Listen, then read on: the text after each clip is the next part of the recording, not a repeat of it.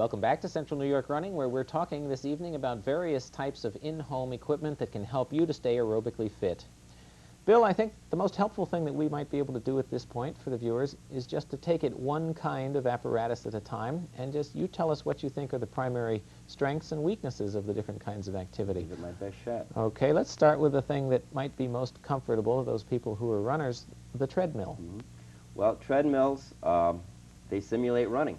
Once you get used to a treadmill, you're running. That's the most practical way of having an indoor running program. There are definite drawbacks to treadmills. If you're going to get a good treadmill, and I advise that you do, you're going to pay some money for one. What's the range, would you say, on these? Oh, well, for a home one, again, you would have to start thinking probably of about $1,000. They go cheaper than that, and they go a lot more expensive than that for the kind that you'd get in a fitness center. But the fact of the matter is, you need something that runs smooth, and you also need something that is going to be safe, and it'll hold up. Indoor running on a treadmill for your hardcore runner is pretty monotonous also, and sometimes there's a certain lack of challenge involved in it. So you also need a treadmill that'll have an incline on it. You do think that that's important, having Very the ability important. to adjust the grade. For a serious runner, you need that kind of a challenge. How about the other gadgets? The little heart rate monitor or the... Well, again, they are gadgets, okay? But for indoor running, you might need something to stimulate your interest a little bit more, watching your target heart range, perhaps. So these are really extras, though. A serious runner is going to appreciate the fact that they can run in any kind of weather, probably with quite a bit less pressure and pounding on the knee joints and the ankle joints and things of that sort also. So treadmills, if you can get around the boredom factor and can get into sort of the groove with the idea that you're on the machine instead of in the great outdoors, they can be pretty decent for training on. Great. How about the cycling machines, stationary bikes? Well, stationary bikes, something of what I said about the treadmill goes for that also. There's probably more indoor cycling bikes that are collecting rust and dust in the homes of America now than any other exercise machine. So how does one keep it interesting? How does one get excited about getting on the bike? Well, there are various ways you can do it. Some bikes are programmable nowadays. Okay, you get a little screen and it's going to tell you how you're going up and down hills. These are going to be more expensive again, though. There is a particularly good bike called an Airdyne that uses upper and body muscle groups with a nice little wind blowing on you. So that is a little bit smoother bike and a little bit more challenging also because it's a good bike to work out on. If you're a cyclist, you might again appreciate indoor biking in those months when it's absolutely impossible to get out in ice and snow and conditions. Terribly dangerous, of course, to do it. Very bad, yeah, in the wintertime, of course. Okay. How about another machine which uses both the arms and the legs, the Nordic Track?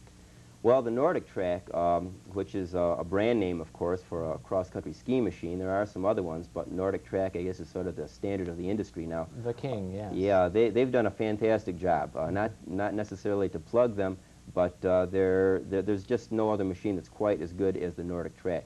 For those people that don't know, cross-country skiing has been identified time and time again as the #1 aerobic activity, even better than running. Even better than running. Big trouble with that, though, is that you do need snow and you do need skis, and you don't always get that. So a Nordic Track skier, in that it uses more muscle groups, it involves the upper body, the shoulders, the chest, the arms, does give you a superior training effect. There's just a little doubt about that. A good Nordic Track machine will cost you a few dollars, and there's a skill factor involved that some people get a little frustrated over in the beginning. That's what I was going to ask you. Are they tough to learn? Well, I wouldn't say. If you're already a Nordic skier, it's going to be easier, of course. It's worth the extra effort to learn how to use one. Let's just put it that way. I think the extra effort pays you back in your aerobic training effect. Good for people to know. How about the rowing type machines? Rowing ergometers, again, simulating rowing. Rowing is probably the #1 overall body exercise in that it's great aerobically, but it involves every major muscle group if you have a sliding seat type Tremendous resistance for the legs and the upper body as well. Legs, upper body, back, even your stomach as you come forward. You get very good abdominal work. We're talking a little anaerobics here. Depending on what level you go at, you can get a certain amount of muscle tone from rowing. There's no doubt about that. So rowers, yes, definitely. Again, it pays you to get a good one. Cheaper ones probably won't hold up, and they're just not going to have the feel that a good rower would have. So again, it pays to have a little bit more invested in the equipment if you're going to get it. How about these newer things, the Stairmaster type machine, for example? Well, they've taken over at the fitness centers now. They are the #1 machine in popularity.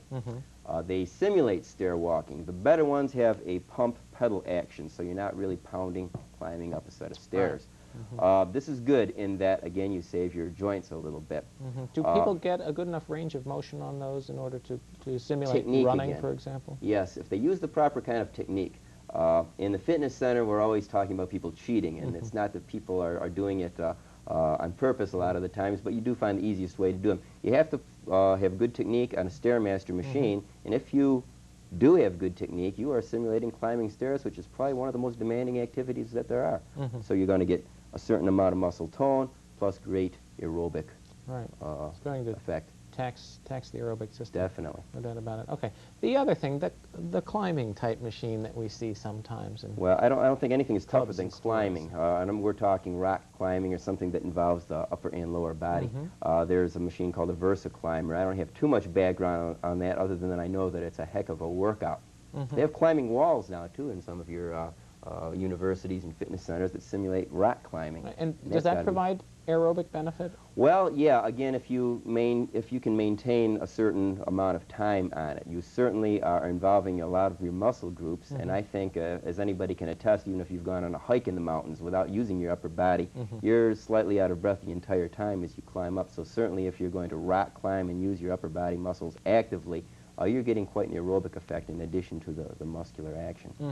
In general, would you say that with this kind of machinery, it's better for people to go for the more expensive line, just from the standpoint that it will be more durable and better put together and longer lasting? Not being a salesman, it will be more durable, it will be longer lasting, plus I think you can't overemphasize the fact that, say, a good rowing machine gives you a feel of pulling yourself through the water. A bad rowing machine is clickety and clackety, and it just is not going to be a very pleasurable experience. So, yeah, if you're going to buy a piece of exercise equipment, it's probably going to last you forever. So it's worthwhile to go with a good make, I would say. Make sure that it doesn't fall apart, and make sure that you don't lose the interest in wanting to work on it. Those are a couple of the main keys right there. Terrific. Thanks very much, Bill. We're going to pause for the calendar segment, then we'll be back. The Central New York Running Calendar is brought to you by Dick's Clothing and Sporting Goods, a convenient source for race information and entry forms. There are a few more weeks left for the Onondaga Lake Park Fun Runs, which will continue on Thursday evenings at the Yacht Club, where the kids' 400-meter run begins at 6:20 and the 2-miler and 8K start off at 6:30. This Saturday, the 7th, will mark the beginning of the Central New York High School cross-country season as Liverpool hosts its invitational at Long Branch Park. Also on the Section 3 High School Harriers schedule for the opening weekend is the New Hartford Invitational.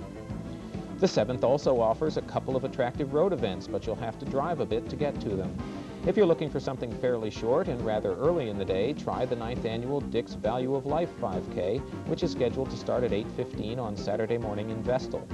Bill Shepherdson is the race director, and he can give you more details at 607-773-0165.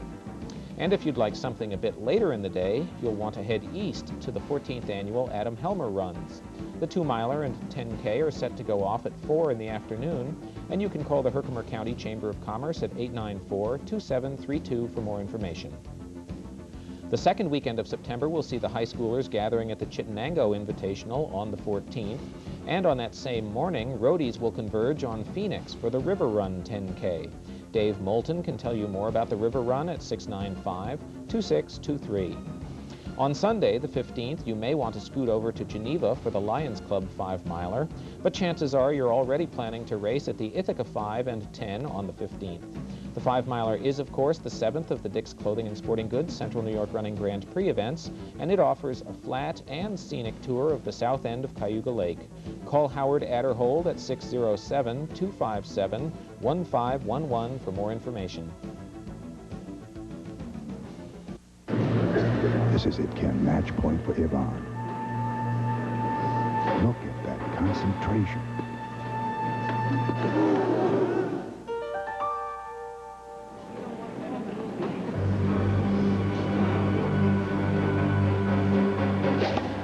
Game, set, match. Mr. Lenny. You gave it your best best stuff. Snapple, made from the best stuff on earth. Liverpool Lumber and Marvin Windows have the solution for those drafty old double-hung windows that you've been wanting to replace. The Marvin Easy Tilt Pack Sash Replacement Kit.